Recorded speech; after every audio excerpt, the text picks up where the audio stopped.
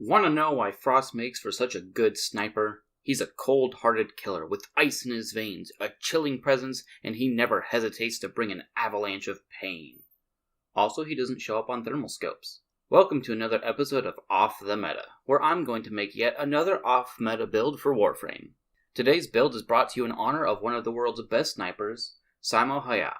In the Winter War of 1939, he had 249 confirmed sniper kills, and became famous as the White Death. He was even briefly honored as a sniper rifle in the Borderlands series before it was changed to the Lyudmila, named after the most prolific female sniper, who was ironically Russian, the aggressors in the Winter War against Finland, although she served after that conflict ended.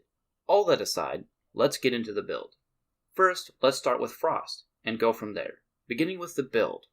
Aura doesn't matter.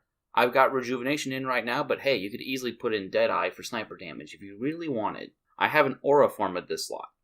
Next up, Umbral mods, Intensify and Vitality for more power strength and health. Steel Fiber next. You could easily sub that out for Umbral Steel Fiber though, I just don't have another Umbral Forma. Next, Primed Continuity, because we need to extend the duration on our abilities for this build. Keep those enemies frozen for longer. Stretch after that for more range. This is for Avalanche and Snow Globe. Sometimes I need a little personal space. Freeze Force next. This will boost elemental damage, and honestly, I just want to use it. You could easily sub this out for any other augment or a different mod. The sniper build has no elemental damage on it, however, so you might want to keep this one in.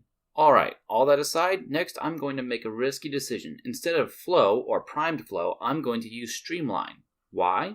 I'll explain later. Anyways, next up, Flex Slots. I'm going to go with Vigilante mods Vigor and Pursuit, one in a normal slot and the other in the Exilus. Mostly I want this for the bonus effects for the sniper rifle.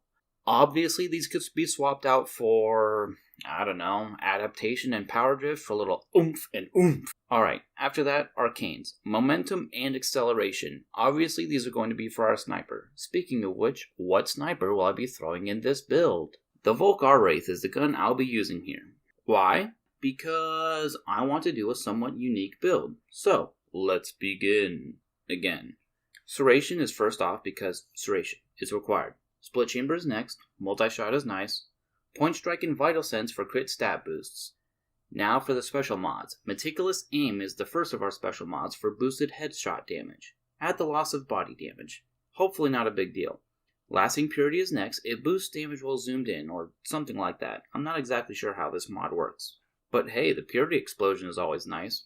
Argon Scope next. Headshots proc a 135% crit chance boost for 9 seconds.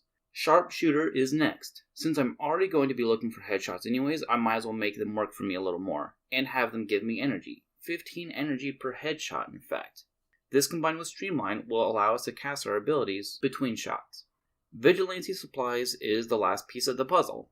Ammo regeneration is nice, but so is the addition to the Vigilante boosts. That's mostly it. You can combine the build with whatever pistol and melee weapon you want. Personally, I've got the Viper Wraith to mimic a 20-round SMG, and the Rakta Dark Dagger to act as a service knife. Builds are pretty basic, although maybe the Rakta Dark Dagger is something I'll go over later when I play around with it a little more. Also, Vigilante mods on a robotic weapon for that 60% chance to boost a crit. Okay, so what is the point of this build? What are you supposed to do with it? Frame Sniper Synergy is the point. Got an enemy you can't pin down quite well? Freeze them, then get that headshot and get your energy back. Surrounded? Avalanche, then pop heads to get the energy back. Personal space needed? Snow Globe them away, and then use that time to hit them where it hurts. Use Freeze Force whenever you need to in order to boost the damage. You want to pop heads like they're Tic Tacs or Pringles. Pew pew! This build, of course, has one huge disadvantage. Sentience.